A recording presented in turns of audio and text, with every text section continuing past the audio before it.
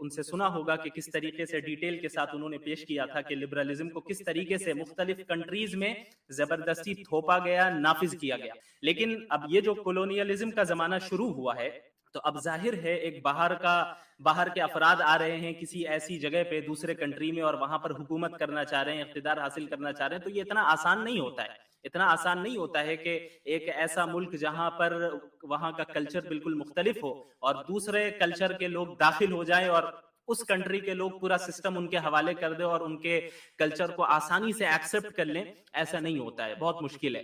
تو اس چیز کو آسان بنانے کے لیے کہ حکومت کرنا آسان ہو اور پھر جو ہے اس طرح وہاں کے لوگوں کی ذہن سازی اس طرح کی جائے کہ یہ سمجھیں کہ ہم بھائی فورس کرنے نہیں آ رہے ہیں بلکہ ہم تو مسیحا بن کے آ رہے ہیں، ہم تو ویمن رائٹس کے لیے لڑنے کے لیے آ رہے ہیں، ہم تو ہیومن رائٹس کے لیے لڑنے کے لیے آ رہے ہیں. ہمارے حساب سے آپ کے کنٹری جو ہے وہ ظلم و زیادتی ہو رہی ہے، انسانی حقوق نہیں دیے جا رہے ہیں. تو یہ ایک بہانہ تھا، یہ جو لیبلز ہیں ویمن رائٹس کے اور پھر ہیومن رائٹس کے، یہ ایک بہانہ تھا سامراجیت کا اور کولونیلزم کا، اور وہاں جا کر دوسرے کنٹری میں کے تمام چیزوں پر قبضہ کرنے کا، وسائل پر قبضہ کرنے کا، حکومت اور اقتدار پر قبضہ کرنے کا یہ بہانہ تھا. اور یہ طریقہ اختیار کیا گیا اور اس طریقے کو اختیار کرنے والے آج بھی ہیں، یعنی جنہیں کیا ویسٹ کے لوگوں نے کیا، آج بھی یہی کہتے ہیں کہ بھئی یہ طریقہ اختیار کیا جائے. ابھی ریسنٹلی ہی ایک صاحب ہیں جوزف بورل کے نام سے، جو کہ یورپین یونین کے، میں ویڈیو بھی شیئر کرتا ہوں،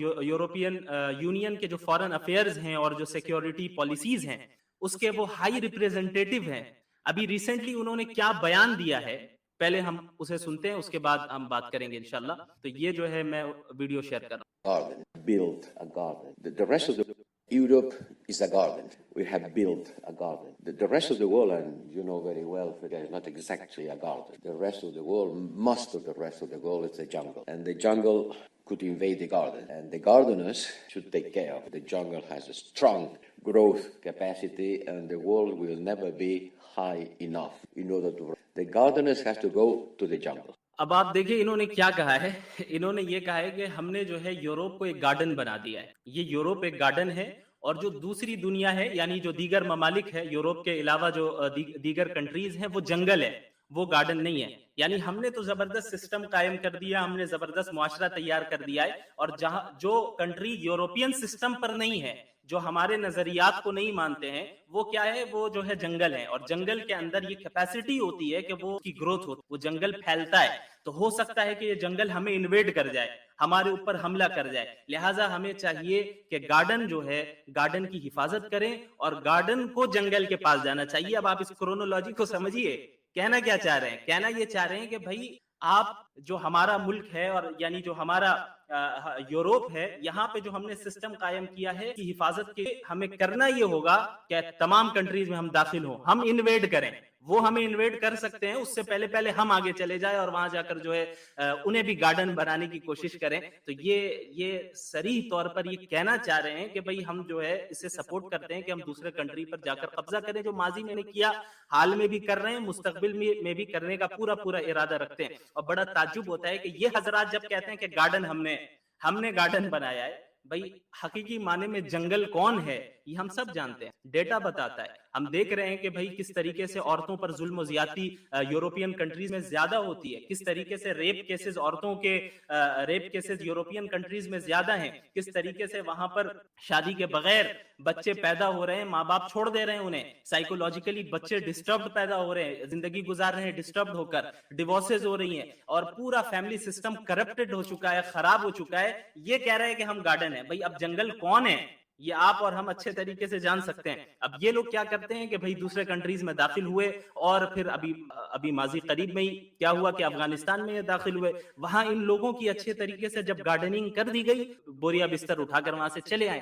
تو یہ کہنے کا مقصد یہ ہے کہ ان کا اصل مقصد یہی ہے کہ اپنی طاقت، اپنے سسٹم کو پوری دنیا میں زبردستی نافذ کیا جائے. اس کے لیے وہ ہر طریقہ اختیار کرنے کے لیے تیار ہے، اور اسی چیز کو کامیاب بنانے کے لیے فیمنزم کو ایز اے ٹول استعمال کیا. فیمنزم اسی لیے پروموٹ کیا گیا کیوں کیا گیا کہ جب ایسا کیا جائے گا لوگوں کی ذہن سازی کی جائے گی, لوگوں کو بتایا جائے گا کہ بھئی دیکھو ہم جو تمہارے ملک میں آ رہے ہیں تم پہ قبضہ کرنے نہیں آ رہے, ہم تو ویمن رائٹس کے لیے آ رہے ہیں, ہم تو ہیومن رائٹس کے لیے آ رہے ہیں, اس لیے ہم داخل ہو رہے ہیں. اس طریقے سے ذہن سازی کی گئی اور یہ بتایا گیا, عورتوں کو بیوقوف بنایا گیا ویمن رائٹ کے نام پر کہ بھئی ہم تو ایکویلٹی کی بات کر رہے ہیں, تم انڈیپینڈنٹ بنو اور جو ہے تمہیں جو ہے اپنے شوہر کی ضرورت نہیں ہونا چاہیے مالی اعتبار سے یا کسی اور فیملی ممبر کی, تم اب انڈیپینڈنٹ ہو جاؤ فائنینشلی اور دیگر اعتبار سے, ہر اعتبار سے انڈیپینڈنٹ ہو تاکہ تم تبھی یہ فریڈم ہے. اور اگر تم گھر کا کام کر رہی ہو, گھر میں ہو, تو یہ فریڈم نہیں ہے. اس پہ انشاءاللہ ابھی اور تفصیل سے بات کریں گے. بہرحال ابتدا اس نیت کے ساتھ ہوئی کیونکہ جب فیملی سسٹم خراب ہوگا, جو فیملی سینٹرک سسٹم ہوتا ہے اس سسٹم کو ہٹا کر اسٹیٹ سینٹرک سسٹم بنانے کے لیے جو ہے فیمنزم کو عام کیا گیا ہے کہ جب عورتوں کو ہی باغی بنا دیا جائے تو ظاہر ہے فیملی سسٹم تو برقرار نہیں رہ سکتا, اور جب فیملی سسٹم برقرار نہیں رہے گا, فیملی محدود ہو جائے گی تو اور کوئی ایک دوسرے کا محتاج نہیں رہے گا, تو اب کیا ہوگا, سب کے سب اسٹیٹ کے محتاج بن جائیں گے, سب کے سب حکومت کے محتاج بن جائیں گے. اب فیملی ممبرز ڈیسائیڈ نہیں کریں گے کہ اس گھر کے ممبر کو کیا کرنا ہے, کیا نہیں کرنا ہے, کیا معاملہ ہونا ہے, کیا نہیں ہونا ہے, اب اسٹیٹ ڈیسائیڈ کرے گا, اب حکومت ڈیسائیڈ کرے گی. اس طریقے سے جب آپ نے فیملیز کو توڑ دیا تو کیا ہوا, اب حکومت کرنا پورے معاشرے میں آسان ہو جائے گا. تو اسی جو ہے نظریے کے ساتھ فیمنزم کو عام کیا گیا. تو بہرحال فیمنزم کے جو ہے مختلف ویوز ہیں. جو پہلا ویو ہے, اس کی جو پہلی لہر ہے, یہ تقریباً 19th to 20th سینچری میں یہ پہلی لہر عام ہوئی, ابتدائی دور میں 20ویں صدی کے. اور اس میں بنیادی طور پہ چند ایسی چیزوں کے لیے جو ہے آواز اٹھائی گئی جو کہ ایک اعتبار سے دیکھا جائے تو بہت مناسب ہے, کوئی غلط نہیں ہے. وہ اس اعتبار سے کہ یہ نعرہ لگایا گیا کہ بھائی عورتوں کی رائٹ ٹو ووٹ ہونا چاہیے, یعنی جو سٹیزنز کو جو حقوق مل رہے ہیں تمام سٹیزنز کو یکساں حقوق ملنے چاہیے, چاہے مرد ہو یا عورت ہو. اگر ووٹ کرنے کا حق مردوں کے پاس ہے تو عورتوں کے پاس بھی ہونا چاہیے. وراثت کا حق اگر مردوں کو ملتا ہے تو پھر جو ہے عورتوں کو بھی وراثت ملنی چاہیے. اور اگر اسی طرح ایجوکیشن کا جو حق ہے جس طریقے سے مردوں کو ہے اسی طریقے سے عورتوں کو ملنا چاہیے. یہ وہ رائٹس ہیں, یہ وہ باتیں ہیں, یہ وہ چیزیں ہیں جو ابھی یورپ نے 100-150 سال پہلے حاصل کی ہیں اور اپنی عورتوں کو دیا ہے. اسلام نے 1400 سال پہلے دے کر معاملہ ختم کر دیا تھا, اور یہ جو ہے آج اس پوزیشن میں اپنے آپ کو سمجھ رہے ہیں کہ یہ ہم پر اعتراض کرے کہ بھئی جو ہے عورتوں کے حقوق تمہارے ہاں یہ نہیں ہے, تمہارے وہ نہیں ہے. اب اپنے ماضی کو دیکھو, اپنی تاریخ کو دیکھو اور اپنے حال کو بھی دیکھ لو کہ تم نے عورتوں کے ساتھ کیا معاملہ کر رکھا ہے. بہرحال یہ سلسلہ جاری رہا. ابھی میں اس کے بعد ایک اور ویڈیو بھی پیش کروں گا تاکہ جو میں نے یہ کہا ہے کہ فیمنزم ایک پولیٹیکل موومنٹ ہے اور اپنے سسٹم کو نافذ کرنے کے لیے ویسٹ سے اسے عام کیا گیا ہے. تو یہ جو ہے میں انشاءاللہ اس سے ایک ویڈیو بھی دکھاؤں گا کہ یہ اس پر کس طریقے سے کام ہوتا ہے.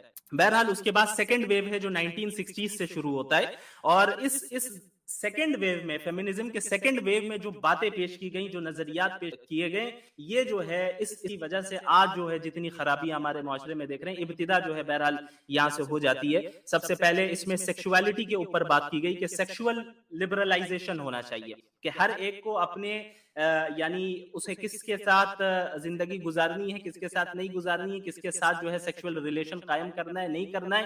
کوئی کسی پر روک ٹوک نہیں کر سکتا, چاہے شادی کر کے کرے یا شادی کیے بغیر کرے. یہ جو آزادی, سیکشول آزادی جو دلانے کی کوشش کی گئی, جس کا نتیجہ آج ہم بھگت رہے ہیں. کس طریقے سے ہمارے یہاں بے حیائی عام ہو چکی ہے اور طرح طرح کے نعرے آپ اور ہم سب سنتے رہتے ہیں کہ بھائی میرا جسم میری مرضی, یہ ساری چیزیں یہیں سے آتی ہیں. اس کے علاوہ یہ نعرے لگائے گئے کہ بھائی ہر چیز میں عورتوں کو ایکویلٹی دی جائے, ہر چیز. فرسٹ ویو میں کیا ہوا تھا, جو لیگل ایسپیکٹس ہیں اس پر بات ہوئی. سیکنڈ ویو میں اب ہر چیز جو ہے ایکویلٹی کا دعویٰ کیا جا رہا ہے. اور کیا اچھا, اس بات کو تسلیم کرتے ہوئے ایکویلٹی کا دعویٰ کیا جا رہا ہے کہ مین اینڈ وومن کے درمیان ڈفرینسز ہیں. سیکنڈ ویو کے جو لوگ تھے ایکٹیوسٹ, انہوں نے اس کو تسلیم کیا. وہ مانتے تھے کہ بھائی یعنی جو مین اینڈ وومن ہیں ان کے درمیان ڈفرینسز ہیں, لیکن ان تمام ڈفرینسز کے باوجود ایکولی ٹریٹ کرنا چاہیے. اس لیے عورتیں بھی جا کر باہر کمائیں گی, عورتیں بھی باہر نکلیں اور جو ہے تجارت کریں, اور انہیں جو ہے ہر اعتبار سے سوشلی اور اکنامکلی اور پولیٹیکلی ہر اعتبار سے انہیں جو ہے انڈیپینڈنٹ بنایا جائے. اور یہ ایک ایسی چیز ہے کہ ایک عقل مند انسان جو ہے یعنی غور کرے, تدبر کرے تو سمجھ میں آ جائے گا یہ کتنی irrational بات ہے. اللہ رب العالمین نے عورتوں کو اور مردوں کو مختلف چیزیں دی ہیں، یعنی مختلف صلاحیتیں دی ہیں. ہمارے درمیان بایولوجیکل ڈفرینسز ہیں، کوئی انکار نہیں کر سکتا اس کا، کرنے والے کرتے ہیں، لیکن بایولوجیکل ڈفرینسز ہے، سائیکولوجیکل ڈفرینسز ہے، ایموشنل ڈفرینسز ہے. ان ڈفرینسز کی بنیادوں پر اللہ رب العالمین نے عورتوں کا دائرہ کار الگ رکھا، مردوں کا دائرہ کار الگ رکھا. یعنی بحیثیت انسان اسلام کے نزدیک دونوں برابر ہے، اللہ کے نزدیک بحیثیت عبد، بندہ اور بندے ہونے کی حیثیت سے دونوں برابر ہے، ثواب دونوں کو ملنا ہے. کتنی عورتیں ایسی ہوں گی جو مردوں سے آگے ہوں گی آخرت میں، جنت میں، اس میں تو ایکویلٹی ہے. لیکن جب بات آتی ہے ذمہ داریوں کی، جب بات آتی ہے کہ دائرہ کار کیا ہوگا، تو یہ اللہ رب العالمین نے مختلف رکھا ہے. تو اس جگہ پہ بھی جو جینڈر ایکویلٹی کا نعرہ لگایا جاتا ہے، اسلام اس جینڈر ایکویلٹی کو نہیں مانتا. اس کی وجہ یہ ہے کہ یہ جینڈر ایکویلٹی جسٹس کے خلاف ہے. اسلام ہر اس ایکویلٹی کو مانتا ہے جس ایکویلٹی میں جسٹس ہو، اور جس ایکویلٹی میں جسٹس نہ ہو اس ایکویلٹی کو اسلام ردی کی ٹوکری میں پھینکتا ہے. کیونکہ اصل عدل و انصاف ہے، اصل یہ ہے کہ کسی پر ظلم نہ کیا جائے، کسی کے اوپر اس کی صلاحیت سے بڑھ کر بوجھ نہ لادا جائے. یہ اسلام کی تعلیمات ہے. لیکن یہاں پہ کیا ہوا کہ بھائی عورتیں وہ کام بھی کریں جو عورت ہی کے ساتھ خاص ہے. ظاہر ہے بہت سی چیزیں ایسی ہیں جو مرد کر ہی نہیں سکتا. ریپروڈکشن کا معاملہ ہے، ولادت کا معاملہ ہے، کیا مرد کر سکتا ہے؟ کر ہی نہیں سکتا. یہ کام عورتوں کا ہی ہے، یہ عورت ہی انجام دیتی ہے. اور کتنے ایسے یعنی ایام ہوتے ہیں ہر مہینے کے جس میں سائیکولوجیکلی وہ جو ہے پریشان رہتی ہیں مینسس کی بنیاد پہ، اور چڑچڑا پن ہوتا ہے، بہت سی چیزیں ہوتی ہیں، بہت سی پریشانیاں ہیں. بایولوجیکل فزیکل ڈفرینسز ہے. ظاہری طور پہ عمومیت کی بات کرتے ہوئے جو مرد ہوتے ہیں وہ جسمانی اعتبار سے زیادہ اسٹرانگ ہوتے ہیں. تو کیا عقل اس بات کا تقاضا کرتی ہے کہ بھائی ہم یہ کہیں کہ بھائی ایسا ہے کہ جینڈر ایکویلٹی ہے تو اس وجہ سے کبھی مرد عورتوں کی حفاظت کرے اور کبھی عورت مرد کی حفاظت کرے؟ اگر لڑائی وڑائی ہو جائے کہیں پہ تو ایک بار ہم جائیں گے، اگلی بار تم جانا. ظاہر ہے کوئی اسے قبول نہیں کرتا، کوئی اسے ایکسپٹ نہیں کرے گا. سب یہی کہیں گے کہ بھائی یہ مردوں کی ذمہ داری ہے کہ عورتوں اور بچوں کی حفاظت کرے، یہ مردوں کی ذمہ داری ہے کہ ان کا خیال رکھے. کیونکہ جو بایولوجیکلی، فزیکلی اور سائیکولوجیکلی جس طریقے سے جو فرق ہے مردوں میں اور عورتوں میں، اس کا لحاظ کرتے ہوئے اسلام نے جو ہے دائرہ کار میں اور ذمہ داریوں میں فرق رکھا ہے. لیکن جو ویسٹرن سسٹم ہے وہ کیا چاہ رہا ہے؟ وہ یہ چاہ رہا ہے کہ بچوں کی ولادت بھی عورتیں کرے، اور مینسس سے جو گزرنے کی وجہ سے جو پریشانیاں آتی ہیں وہ بھی عورتیں اٹھائیں، اور جو اگرچہ اور جو جسمانی کمزوری ہے مردوں کے مقابلے میں اسے بھی وہ برداشت کرے، اور اس کے ساتھ ساتھ وہ کام بھی کرے جو مرد کر رہے ہیں. وہ باہر نکلے، وہ بھی کمائے. کمانے کی ذمہ داری تمہاری بھی ہے، تمہیں بھی انڈیپینڈنٹ بننا پڑے گا. انڈیپینڈنٹ ہو جاؤ. اور یہ تصور دیا گیا کہ بھائی یہ جو گھر میں بیٹھ کر آپ کام کر رہی ہیں، یہ جو ہوم سائنس ہے، یہ بہت ہی حقیر چیز. جب تک آپ گھر میں ہیں تب تک آپ جو ہے جیل میں ہیں، آپ جو ہے قید ہیں. لیکن جہاں آپ گھر سے باہر نکلیں گی آپ آزاد ہو گئے. جب تک آپ حجاب پہن رہی ہیں آپ پر ظلم ہو رہا ہے، آپ پر پابندیاں ہیں. جہاں آپ نے اسکرٹ پہننا شروع کر دیا اب آپ آزاد ہیں. آپ گھر میں اگر اپنے ایک شوہر کی خدمت کر رہی ہیں تو یہ ظلم و زیادتی ہے، بہت بڑی ظلم و زیادتی ہے. یہ کون سی بات ہوئی کہ آپ جو ہے ایک مرد کے لیے چائے گرم کریں، چائے بنائیں، کھانا بنائیں؟ لیکن جب آپ گھر سے باہر نکل کے اپنی کمپنی کے باس کی چاپلوسی کریں، اپنی کمپنی کے باس کی فرما برداری کریں، اطاعت کریں، انہیں خوش کرنے کی کوشش کریں، یہ آزادی ہے، یہ آزادی ہے. اور آپ جب ایئر ہوسٹس بن کے سینکڑوں غیر محرم مردوں کے سامنے کھانا پروسیں، یہ آزادی ہے.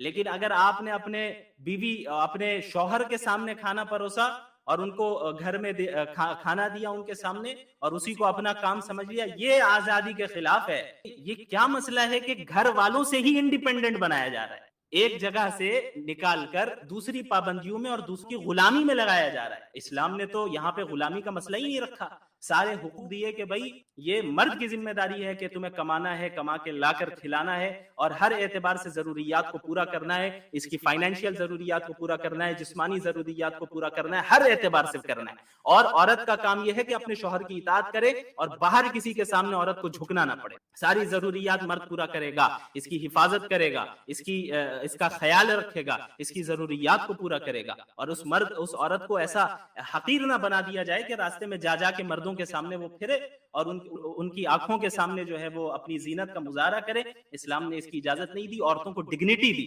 اور اسے ملکہ بنایا کہ جس طریقے سے اسلامی تعلیمات ہیں کہ جو مرد خواتین کی اور اپنی عورتوں کی یعنی ضروریات کو پورا کریں گے، اور اس طرح کی رسپانسبلٹی جو مردوں کے اوپر ہے وہ رسپانسبلٹی عورتوں کے اوپر نہیں دی گئی. آپ ایسے اسلامی گھروں کو دیکھیں پریکٹیکلی، اور جب آپ سب سمجھیں گے بھی اور اس نظام کو پڑھیں گے تب آپ کو پتہ چلے گا کہ اللہ رب العالمین نے عورتوں کا ہر اعتبار سے خیال رکھتے ہوئے ان کے دائرہ کار کو مختلف رکھا ہے. لیکن کیا ہوا اس سیکنڈ ویو میں؟